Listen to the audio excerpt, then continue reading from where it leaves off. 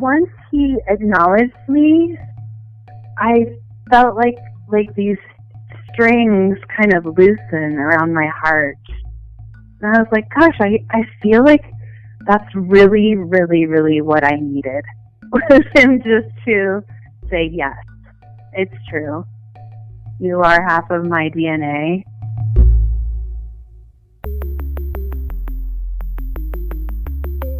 Who am I? Who am I? Who am I? Who am I? Who am I? Who am I? Who am I? This is Who Am I, Really? A podcast about adoptees that have located and connected with their biological family members. I'm Damon Davis, and on today's show is Michelle, who lives in Santa Fe, New Mexico. Michelle shared her story of growing up in the care of a workaholic in a family that she didn't look like at all. After moving from Hawaii to Africa, then back to the States, Michelle finally decided to search for herself, and therefore her biological family.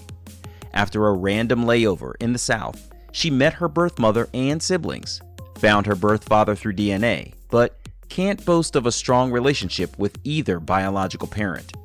Still, she's thankful for having gotten confirmation from her search. This is Michelle's journey. Michelle was born in Hawaii. She was adopted into the Mormon faith, where she had a large family. Many of her aunties and uncles lived at home with her adopted grandmother. She was surrounded by all of them, and she felt like a bit of a gift to the family. Michelle was celebrated, and the family believed God had brought her to them. Feeling special, she remembers being a child who openly told people that she was adopted. Michelle's mother was a single mother in Hawaii, where they lived until Michelle was 6 years old. Then, someone special entered her mother's life. My mom met a person and decided that we should move to Africa for a year. So we moved all the way from Hawaii to Africa, and that was a pretty intense shock. I kind of, they were in the middle of a civil war, and I really was super close with my grandma and my aunties and my uncles because they were still young enough to be living at home. You said in your submission that your mom divorced your father? Yeah, I was adopted at 3 days old, and the man that my mom adopted me with, the one that whose name I still have actually, he came back from Vietnam, and he had been a helicopter pilot, and he came back a heroin addict, and nobody really understood what was happening, actually. And so when my mom finally figured out, there was, of course, no, PTSD or veterans help or anything. And so she divorced him. Yeah. Yeah, and then she met another man who was from Africa, from Rhodesia, and that's why we moved there. She married him. When their family moved to war-torn Rhodesia, Michelle was extracted from the limelight in Hawaii, and she was no longer the center of attention. It wasn't long before Michelle's mother decided to move to Colorado, where Michelle grew up from 8 to 18 years old. Michelle said her stepdad, the Rhodesian man, didn't really like the cold, so Colorado was tough. He didn't really like America that much, but there he was, living in the Midwest. And he didn't really like kids, but there he was, a stepfather. A miserable trifecta for this generally unhappy guy. As an only child, Michelle used to wish her mother would give her a sibling every birthday and every Christmas until she learned that her mom couldn't bear children of her own. Michelle's mom was a very busy woman, truly dedicated to her career as a nurse and scholar, getting 2 master's degrees and a PhD.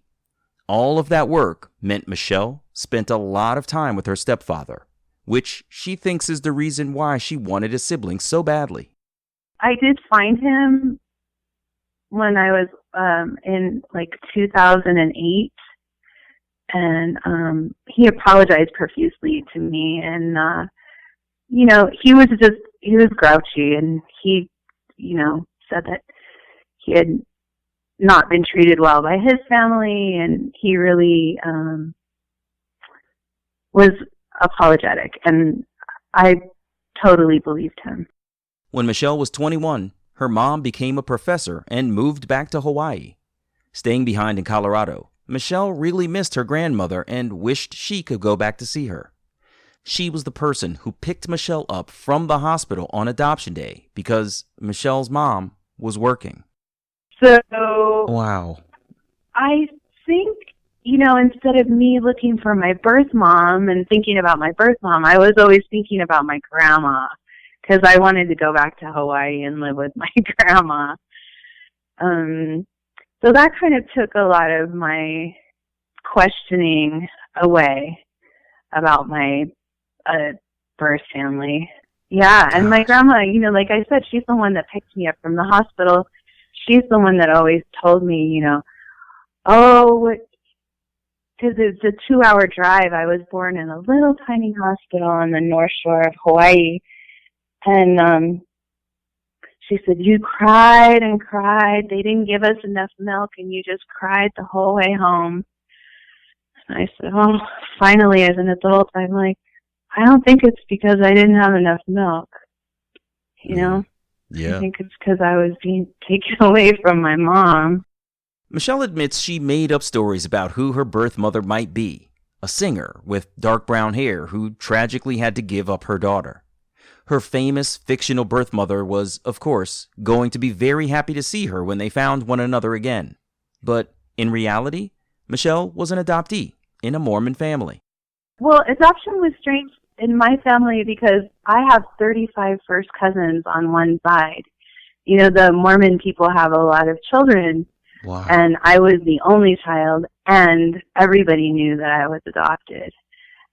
So I did definitely feel like I didn't belong and that I didn't look like anybody. They're all blonde hair and blue-eyed. And I'm not. Mm-hmm. And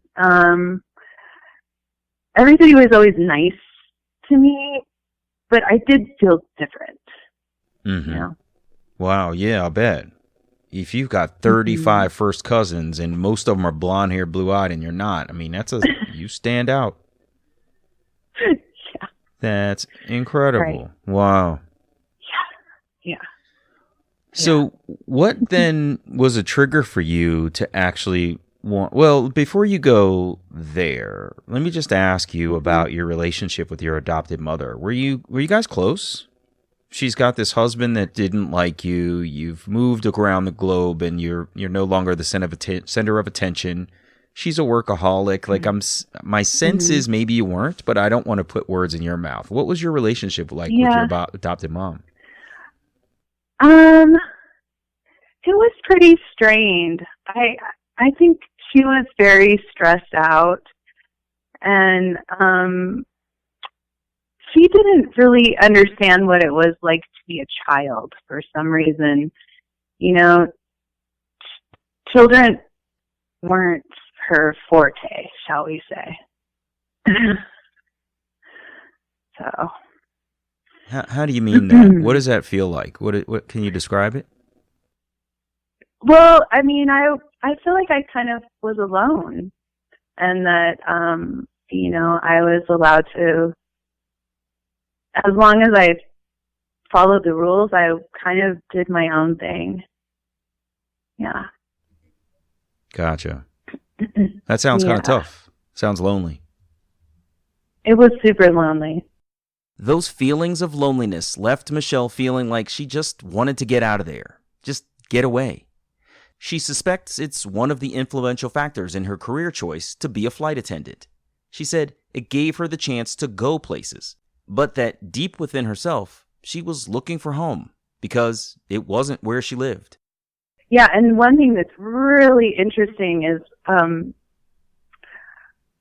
I remember going to the Greenville, South Carolina airport, and I got out of the airplane there, and I was like, oh my God, this is the most beautiful place I've ever been in my life.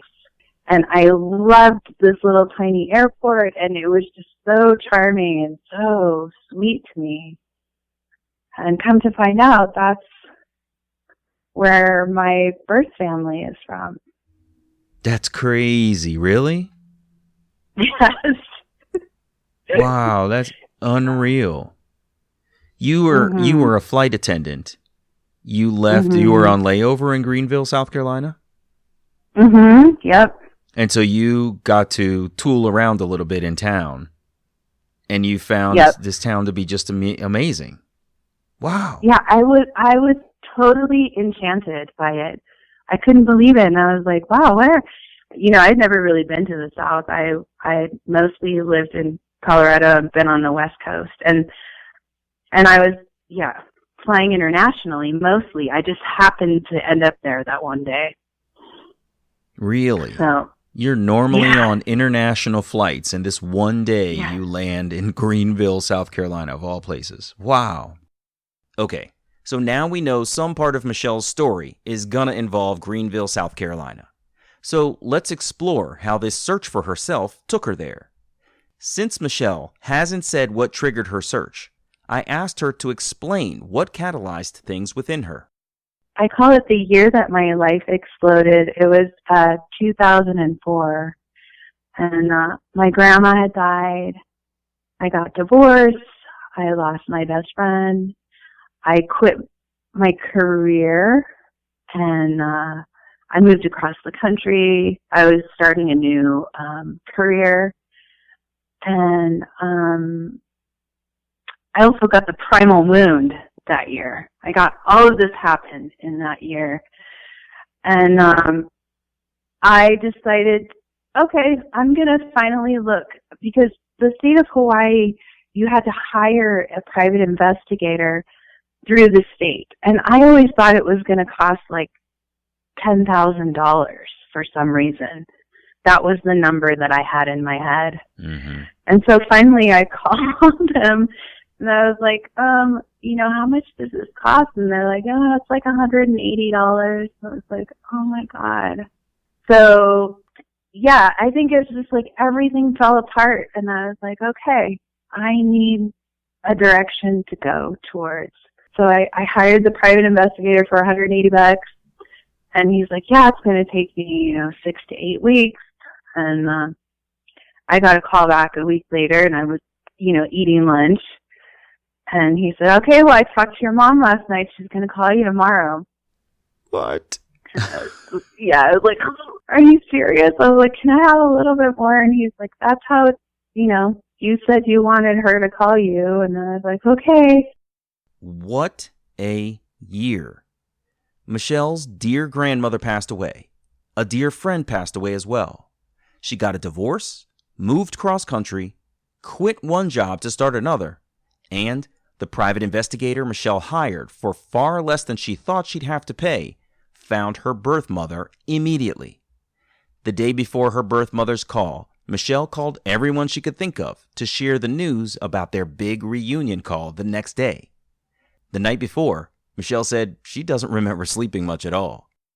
So she calls the next day, and she has a really deep Southern accent. She was so sweet, and she was like just really humble and like kind, and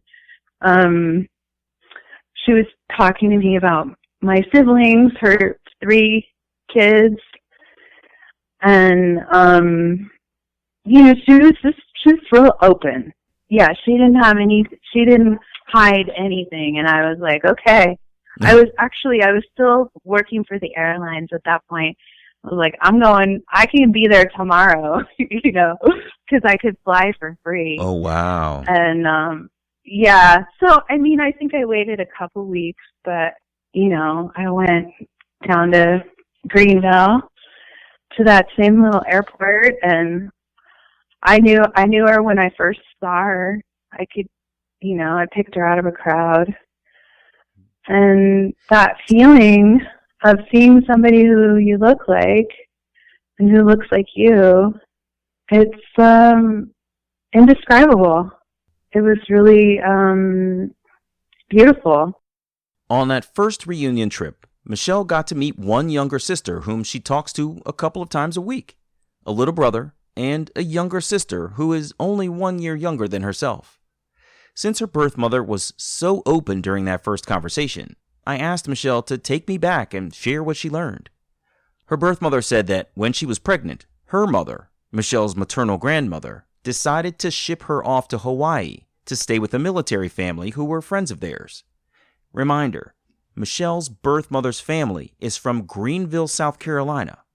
Her birth mother was sent across the entire United States, then out into the Pacific Ocean about 5,000 miles away from home.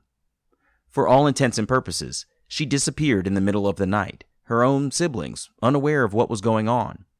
That family in Hawaii wasn't getting along so well at the time, so her mom got a job with a woman who owned a gift shop with a small apartment upstairs. At 17 years old, her birth mother ran the gift shop while pregnant, all the while pining for her love. She had been in love with my dad, and she really thought that she could keep me, and that he went to Vietnam as well, and didn't come through for her. So she had to do that, or she had to go there and do what her mother said. You know? What does that mean, he didn't come through for her?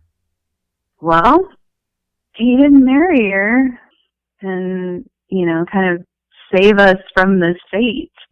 The gift shop owner and everyone Michelle's birth mother met treated her very well, and her birth mother wanted to stay in Hawaii. Michelle said when she was finally born, it was in a 3-room hospital in a sugarcane village on the north shore of Hawaii. Well, the story goes that when I was born, that the nurse wasn't supposed to bring me in to see her, and she did. And so my mom called off the relinquishment and kind of shut everything down and kept me for 2 days or 3 days in the hospital. And on the 4th day, when she had to leave the hospital, she relinquished me and let me go. Man, what did you think when you heard that story? Well, as a young person, it made me think, well, geez, at least she did want me. But as a young person, it was also hard for me to think of her and the pain that she was probably having, Like, I think I kind of thought that it was not that hard for her. Yeah. I find that adoptees, we make this assumption that we were just kind of very casually and relatively easily cast away. And you know what I mean? Like, you've heard this before, and it's fascinating that we don't, until we're really like old enough to fathom what the possibilities are, what pregnancy really means, what it's like to endure delivery and bond potentially with your child. It's not until you can fathom all of that stuff that you kind of think, oh, wow, that might have been actually pretty hard to do. Even if you knew you didn't want to be a mother, that I could still see that being really challenging. So yeah, it takes us a while to get to a place of consciousness where you can recognize that's a big deal. Yeah. So you fly to Greenville, South Carolina. You meet your birth mother face to face. And what do you see in her that looks like you? Well, we both love to dance. so awesome. we just, music came on and both of us just started dancing. I was like, oh, wow, like, this is great. And my sister and my brother, they would like be like, oh, mother does that. Stop doing that. And I'm like, what? They're like, awesome. Just like some of my mannerisms were like hers, which was like amazing for me. I'm like, I do come from somewhere, yeah, I wasn't just hatched out an egg. Michelle said during their quick visit, they just kind of hung out with her younger sister who was pregnant. Michelle went back a few months later, so her maternal relatives had a family party. She got to meet aunts, uncles, and her maternal grandmother. While she was on the ground in Greenville, Michelle searched for her birth father's name in the local phone book, the name her birth mother had given her, but she could never find him there. It was kind of surreal. I mean, this was 2004. So it's been a while. Yeah, it's the honeymoon, where it's like you kind of rush in and you're like, let's get all these stories down, like what's going on, but it's like you don't really know anybody, and they're also like kind of from a different culture than me, How do you mean? Well, I mean, Southern Baptists are different than like a world traveling international person from the West, Yeah, I could see that. So did the honeymoon wear off? Is that kind of what you're alluding to? Well, the honeymoon it did kind of wear off with my mom, but with my sister and I, we stayed really close. And that is like the biggest gift that I have found from this whole reunion stuff. Yeah, my birth mom didn't seem to really have a lot of, she had 3 kids and a husband, and so she was, I have to say that I feel like she kind of had a little bit of arrested development. Like, I think after giving me up at the age of 17, she never went back to school, and she turned around and had another baby right away, and I think she just was really hurt. And she kind of seemed a little bit like a teenager still. Oh, interesting. Even though she's a grown-up. I have to say this, too, that even though I met them in 2004, and I got the primal wound, and I kind of read it, and I knew that I had been, like, hurt by adoption, and I knew that, like, some of my tendencies came out of adoption, but I didn't really come out of the fog until about 2 years ago when I started listening to all these podcasts, to your podcast in particular, and found groups on Facebook, and I was like, oh my God, I'm not alone. And I started reading all these books, like your memoir and other people's memoirs, and started realizing there's actually kind of a political movement behind us, and that adoption is trauma, and it has caused a lot of suffering for the whole triad. Mm-hmm. Yeah, it's true. That's fascinating. Why do you think that you considered yourself to be in the fog still after reunion until recently? Right? Because I've not heard that before, and it sounds really interesting. Yeah. Well, I think I just didn't go any further. Like I met them, my sister, my brother, and my mom, and I was like, this is enough. And their culture, like I said, was so different for me that I was trying to get to know them and, not trying to stay connected, right? And I didn't really think about myself that much. Because as adoptees, we can tend to be people pleasers, really just wanting to, I just had to fit in with them and, kind of do what I thought would not rock the boat. Yeah. Yeah. So your relationship with her has basically faded off. Yeah, if I go to South Carolina and visit my nieces and nephews and my sister and my brother, we'll meet up. And if I ever have any questions, I could call her. But yeah, it has kind of faded away. Well, that's too bad. But sometimes it's kind of natural. You haven't known this person your entire life. As you've said, you're completely culturally different. And while you may look alike and be interested in some similar things, like that doesn't necessarily constitute the depths of a healthy relationship, right? So what's left? Yeah. And I could see how that would be really tough. Michelle said she made time to find a good therapist, found her way out of the fog, then decided to search for her birth father. After submitting her DNA sample to Ancestry, she got a match for a second cousin. When she got in touch with the woman, Michelle asked if she knew her birth father and revealed the man's name. Her cousin confirmed Michelle's birth father was her uncle.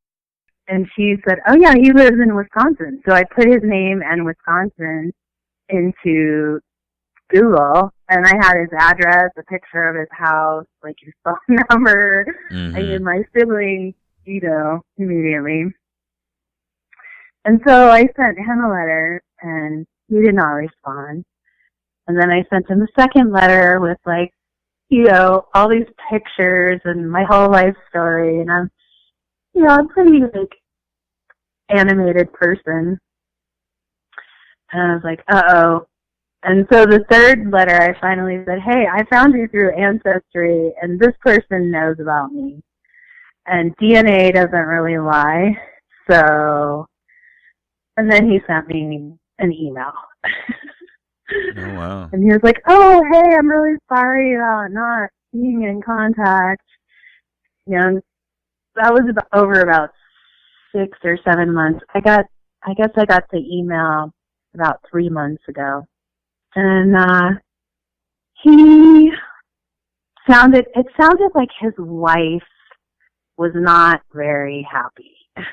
He told my half-brother and my half-sister about me, and my half-brother sent me an email, and I emailed him back, and I haven't heard back from either one of them. And I did find out, though, that his mother is still alive, my paternal grandmother. Oh. And I was kind of more excited about being in contact with her than, I was just like, wow, my grandma's still alive. Please, tell her about me. I would like to go immediately before she dies. And so? Well, I haven't heard back. Oh, no. I know, and it's starting to feel a little bit like a failed reunion. I don't know what else to do. Yeah. No welcoming parade. Yeah. Mm-hmm. These reunions are tough because it's two parties have to agree to do it. Right. And right. If only one of them is interested and is putting in the energy and the other one isn't, it doesn't work. I'm sorry. That's really hard. Yeah, I mean, I don't feel as attached as I did to my birth mom. I think because I have my siblings now that I always wanted, that I'm okay. I have room in my heart and my life for the other side of the family, but I'm okay. Well, that's good to hear. Have you been continuing therapy just to work through this last piece of starting to feel like this is a failed paternal reunion? Yeah, I definitely have. And once he acknowledged me, I felt like these strings kind of loosen around my heart. And I was like, gosh, I feel like that's really, really, really what I needed. Was him just to say, yes, it's true. You are half of my DNA. Mm-hmm. And here we are. So the acknowledgement is enough for now. It is, yeah. That's good. Yeah, and I really would like to see my grandma before she passes. Yeah. But I don't even know what his relationship is with her, so I'm not going to hold my breath. Yeah, it's impossible to tell. It's impossible. Mm-hmm. Yeah. Well, It's good that you're continuing therapy. I'm glad that you feel like you're in a decent place. Because, the maternal validation is really important. And the fact that you even got to be face-to-face with her is more than a lot of people get. And like you said, you get to keep your relationship with your siblings. So that's kind of awesome. It's amazing. Yeah, that's really cool.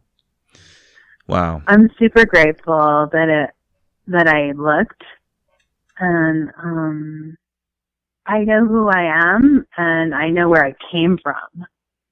And those are, kind of two separate things. Yeah. Yeah, they are two separate things, but very important things. And you've got both. And that's pretty darn cool. Wow. Mm-hmm. Thanks so much, Michelle. I appreciate you taking time to share your story. And I'm glad that you found some clarity and were able to attribute a piece of your coming out of the fog to this show. And I'm glad you decided to share your story to help others out. So thank you so much. Thank you so much, Damon, for all the work that you do for our community. Oh, my pleasure. It really is so heartening to know that all of us are out here together and we're making it happen and telling our truth and not hiding. It's my pleasure. I couldn't do it without folks like you who are stepping forward to bravely share everything that's in your heart, all of your experiences and your own emotions. The show is not a show without you. So thank you for being here. I appreciate it. Thanks a lot, Damon. All right. Take care. Take good care. You too. All the best, Michelle. Bye-bye. Hey, it's me. Michelle had an interesting childhood. Raised in a Mormon family she looked nothing like, reared by a workaholic mother, and moving all over the place from Hawaii to Rhodesia to Colorado. It was fascinating to hear that her mother was working, so her grandmother picked Michelle up from the hospital on adoption day. Michelle ended up missing her grandmother very much when their family moved away, and it seemed like that affinity for grandmothers continued in reunion, wanting to meet her maternal and paternal grandmothers respectively. It was incredible to hear that of all the places in the world Michelle, the international flight attendant, could have landed, she had a layover in her birth mother's hometown of Greenville, South Carolina. I'm glad they got to meet, but it's too bad they don't have an ongoing relationship. Of course, it's also kind of sad that nothing developed between Michelle and her paternal family, but at least she got the validation she needed to loosen the strings around her heart. I'm Damon Davis, and I hope you'll find something in Michelle's journey that inspires you, validates your feelings about wanting to search, or motivates you to have the strength along your journey to learn, who am I, really? If you would like to share your adoption journey and your attempt to connect with your biological family, please visit whoamireallypodcast.com/share. You can follow the show at facebook.com/WAIReally or follow on Twitter @WAIReally. If the show is meaningful to you, you can support me with a contribution to keep it going on patreon.com/WAIReally. Please subscribe to Who Am I Really on Apple Podcasts, Google Play, or wherever you get your podcasts. It would mean so much to me if you took a moment to leave a 5-star rating there. Those ratings can help others to find the podcast too. And if you're interested, you can check out the story of my adoption journey, Who Am I Really? An Adoptee Memoir, on Amazon.com, on Kindle, or as an audiobook on Audible. I hope you'll add my story to your reading list.